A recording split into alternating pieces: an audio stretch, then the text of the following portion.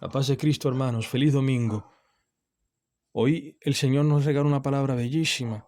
La Iglesia nos pone de frente, en la liturgia de la palabra, la proclamación, el anuncio, la memoria que da vida del evento fundamental de la historia. Es que Cristo ha vencido a la muerte. Y el hilo conductor de la liturgia de la palabra es este: el paso de la muerte a la vida, la inmortalidad, la vida eterna. Cristo que tiene poder para hacer esto. Y este poder de pasar de la muerte a la vida, no solo cuando tengamos la muerte física, sino que es un poder que hoy Cristo puede ponerlo en movimiento, en actuar en tu vida. De que en esta vida terrena se puede experimentar la vida eterna. Y para esta palabra de hoy, el Señor nos ha ido preparando desde el viernes. El viernes, el Evangelio fue el hombre leproso. Este hombre que no podía entrar en relación con los demás, que estaba aislado del pueblo, no podía estar en el campamento, no podía estar en la ciudad, porque era impuro. Y este hombre, Cristo, porque lo quiere, lo toca y le da la sanación. Lo pone, le da la vida a un hombre que es un muerto que camina, que no puede entrar en relación con los demás. Y Cristo lo readmite en la comunión, en la vida. Después el sábado, la palabra nos hablaba de Cristo que sanaba a muchas personas. Y en particular se nos menciona una persona, la suegra de Pedro, que estaba en cama con fiebre. ¿Y qué pasa? Que Cristo la toca. Cristo que toca al leproso, a quien no, según la ley no se podía tocar. Toca a esta mujer que está en cama con fiebre, e inmediatamente la toca. Esta mujer se levanta. ¿Y qué hace? Se pone a servir. Signo de que una persona está saludable, de que está bien, de que tiene la vida dentro de sí, es esto: el servicio a los hermanos. Por eso esta mujer inmediatamente se levanta, se pone a servir a Cristo. Y hoy se nos habla de otro caso en que Cristo también toca. Primero un caso en que Cristo es tocado, y luego un caso en que Cristo es el que toca. Y este tocarse, es entrar en contacto con Cristo, es quien da la vida. Escuchemos este evangelio un poco largo, pero es un evangelio que trae vida, que trae esperanza. Del evangelio según San Marcos. Jesús pasó de nuevo en la barca a la otra orilla, y se aglomeró junto a él mucha gente. Él estaba a la orilla del mar. Llega uno de los jefes de la sinagoga, llamado Jairo, y al verle, cae a sus pies y le suplica con insistencia diciendo: «Mi hija está a punto de morir. Ven, impón tus manos sobre ella, para que se salve y viva». Y se fue con él. Le seguía un gran gentío que le oprimía. Entonces una mujer que padecía flujo de sangre desde hacía 12 años y que había sufrido mucho con muchos médicos y había gastado todos sus bienes sin provecho alguno, antes bien yendo a peor, habiendo oído lo que se decía de Jesús, se acercó por detrás entre la gente y tocó su manto.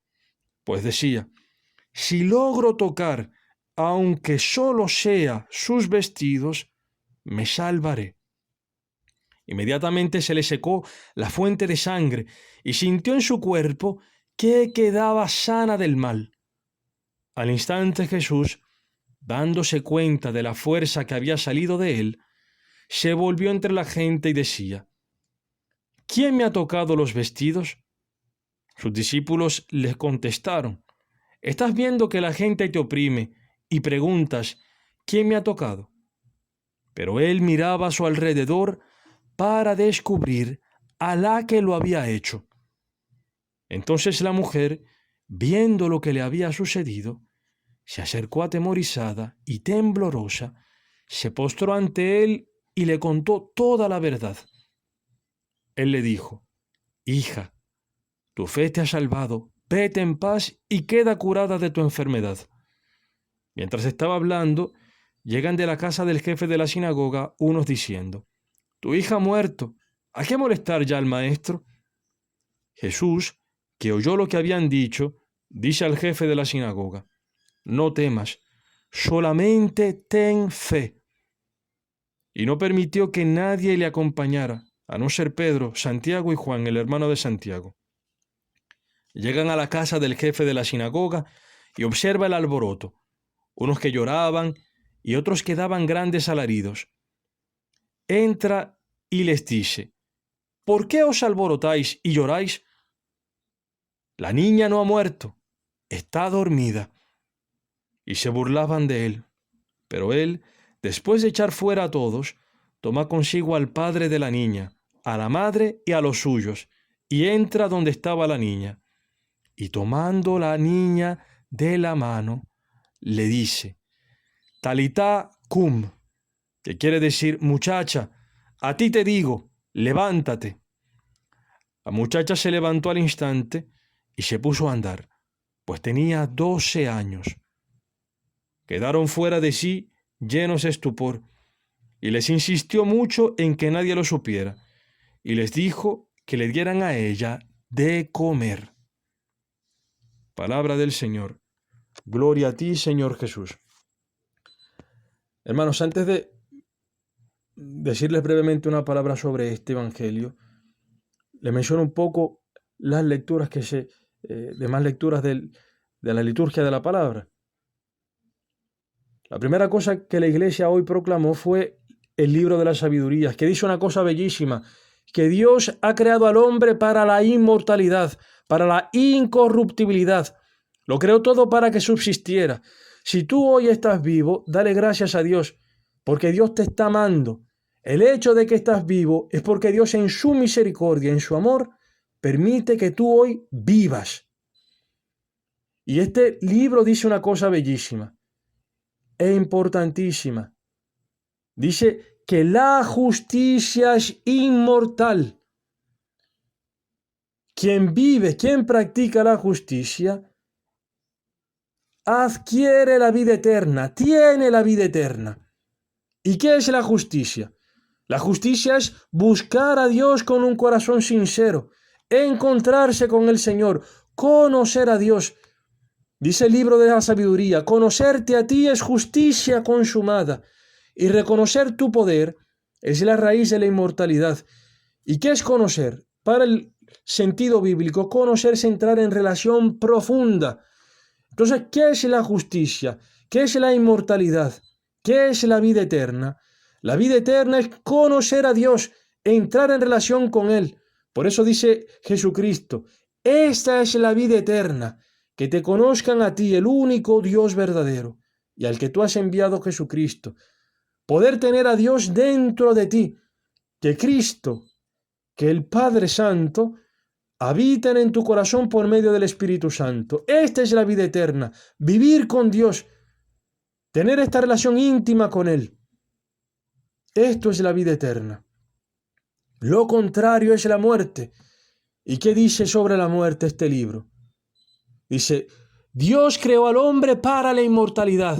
Dice que la sabiduría ve la imagen del hombre, o sea, la imagen de Dios en el hombre, la ve en esto, en la vida eterna, en que el hombre ha sido creado para la inmortalidad. Como Dios es inmortal, que tiene la vida en plenitud.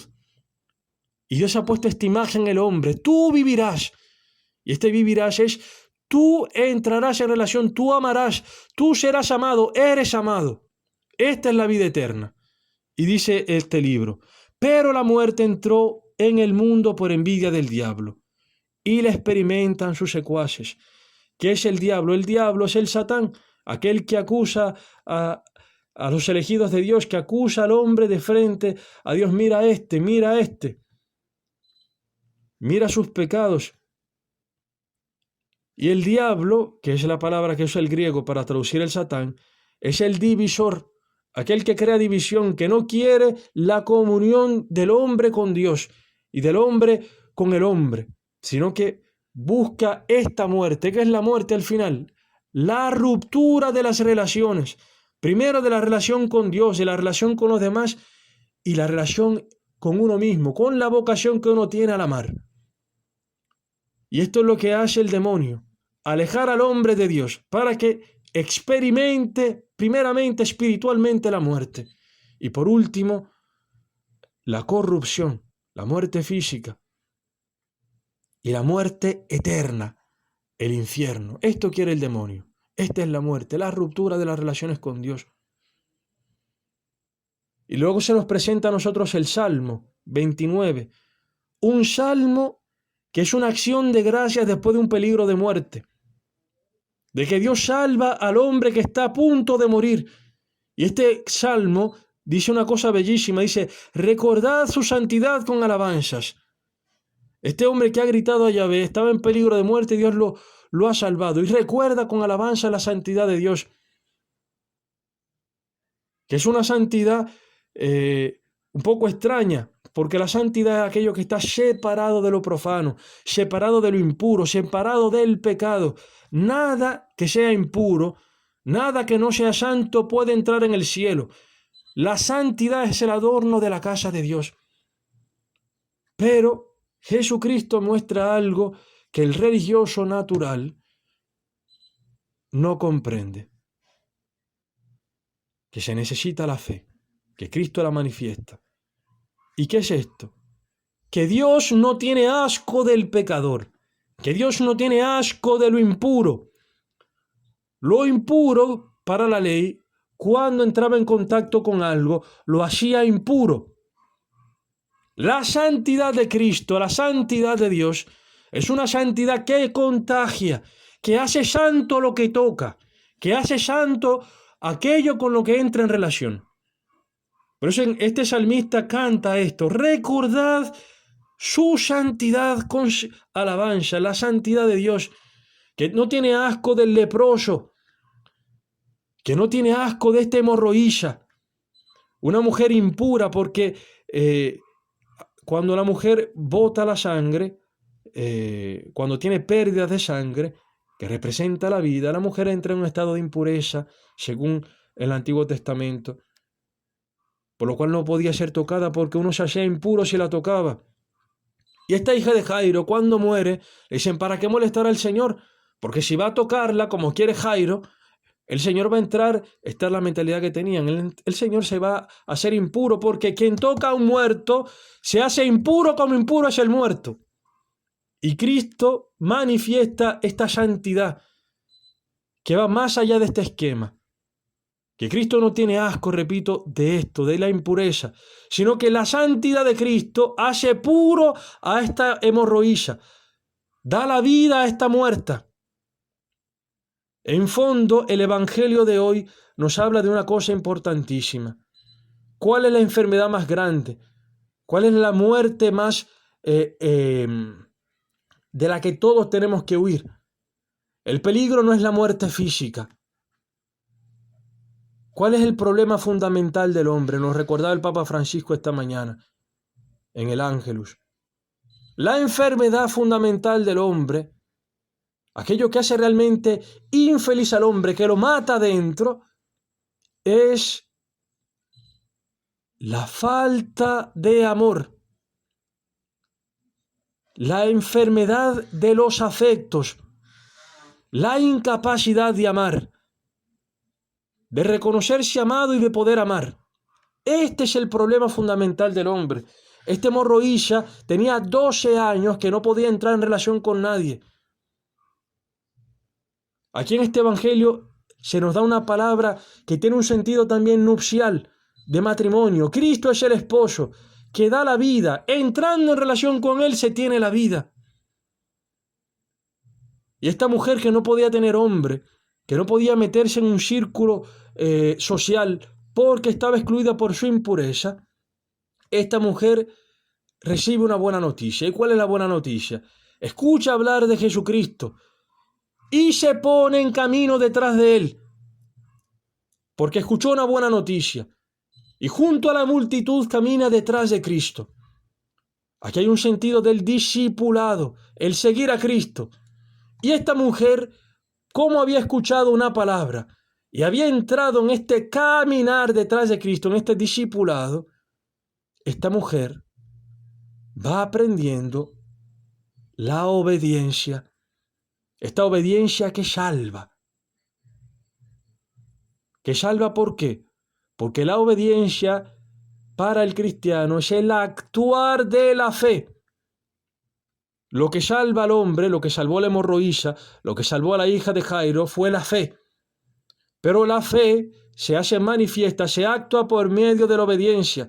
Por eso se dice de Abraham, Abraham creyó y obedeció. Y de la Virgen María escuchó la buena noticia y dijo, hágase en mí según tu palabra. La fe lleva a la obediencia.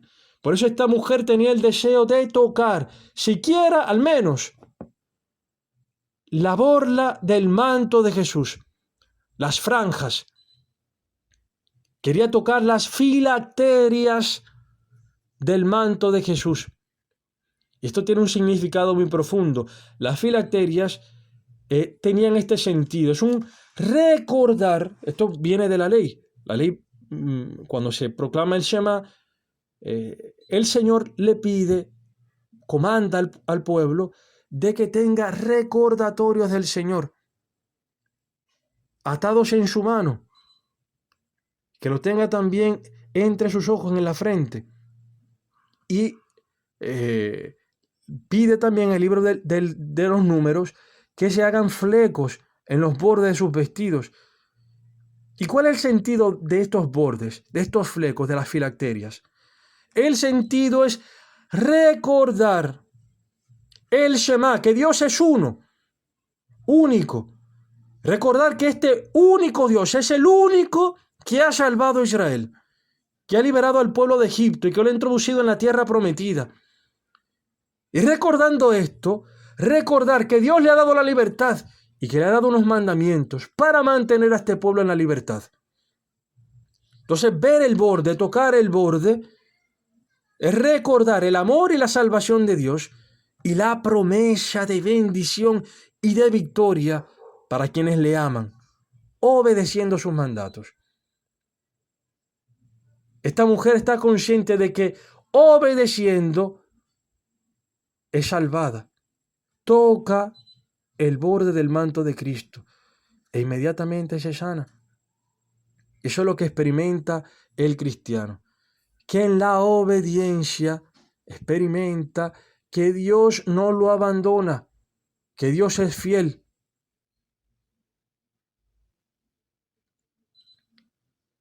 Y este tiene también otro sentido. Aquí hay un sentido, decía que hay un sentido nupcial. El manto, cuando se ponía el manto sobre una persona, se declaraba entonces los derechos que se tiene sobre esa persona. Un hombre que pone su manto sobre una mujer indica que esta mujer le pertenece. Esta mujer se pone al cobijo del manto de Cristo y reconoce a Cristo como su esposo. Esta mujer había perdido su vida, había perdido sus bienes, buscando otros médicos, buscando otras relaciones, buscando otros afectos. Estaba enferma de sus afectos y perdió su vida. 12 años viviendo mal, muriendo, perdiendo la vida, sin encontrarla. Quizás perdiendo la vida detrás de las cosas, de los bienes, bebiendo y comiendo, como dice San Pablo, porque mañana moriremos, porque no hay una esperanza de vida eterna. Quizá teniendo relaciones enfermas con las personas. Eso es un sentido ya espiritual, porque esta mujer en realidad no tenía relaciones con nadie. Y esto es lo que hace el pecado con el hombre, que lo aísla, que no entra en una relación realmente de amor, una relación real, verdadera.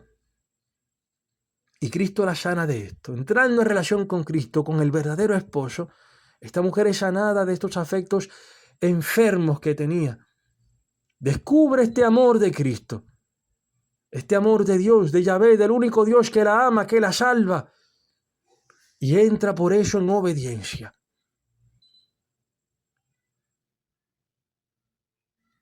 En el caso de la hija de Jairo, sucede algo espectacular.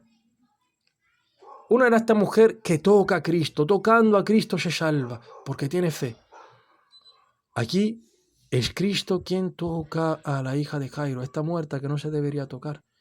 Y Cristo la toca y con su palabra, que da vida, que es una palabra creadora, que puede calmar incluso las tormentas más grandes, esta palabra da la vida.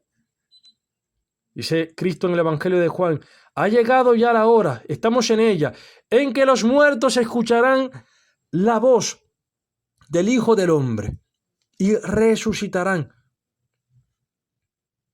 Si tú hoy escuchas la palabra de Dios y crees en ella y entras en obediencia, esta palabra te puede dar vida. Y esto es lo que experimentó la hija de Jairo. Algo que une estas dos lecturas es el número 12. Esta mujer 12 años estuvo enferma de hemorroísa.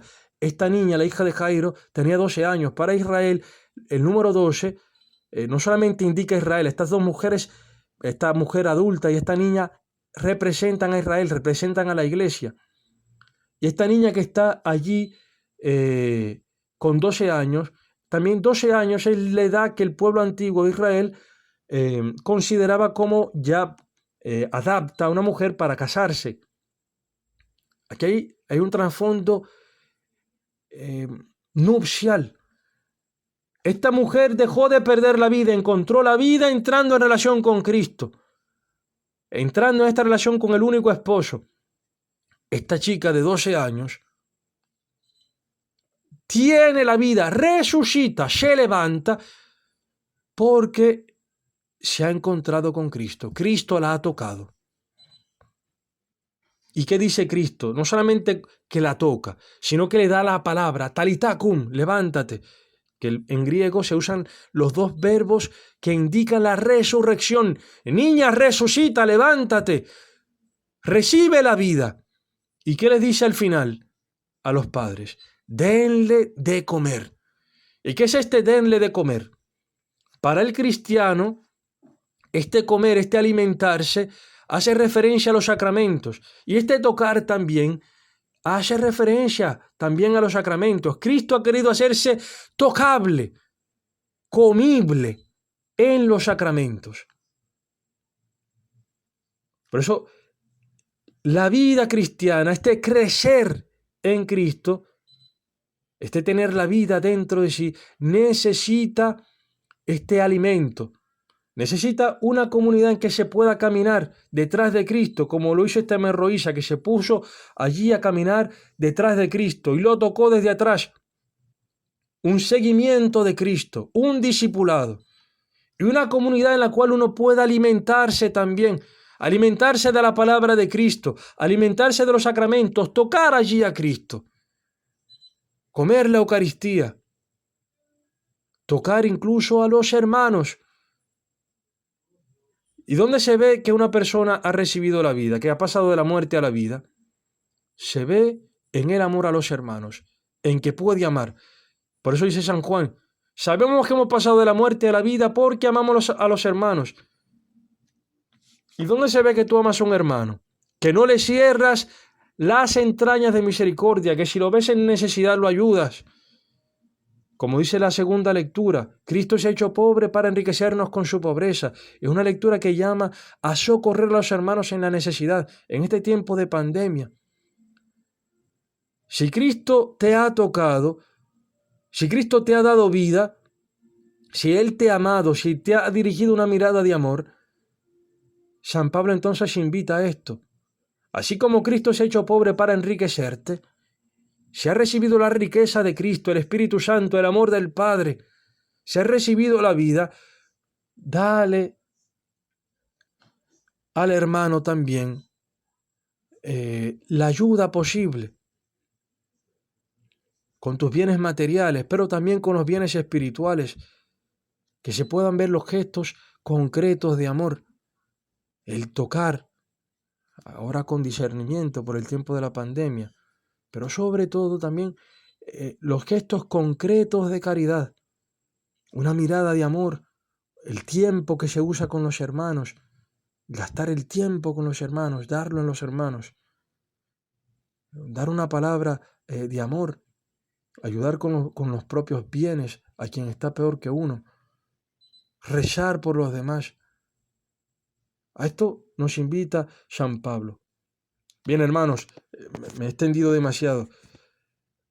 El fondo de todo esto es esto, de que Cristo tiene poder para sacarnos de la muerte y darnos la vida.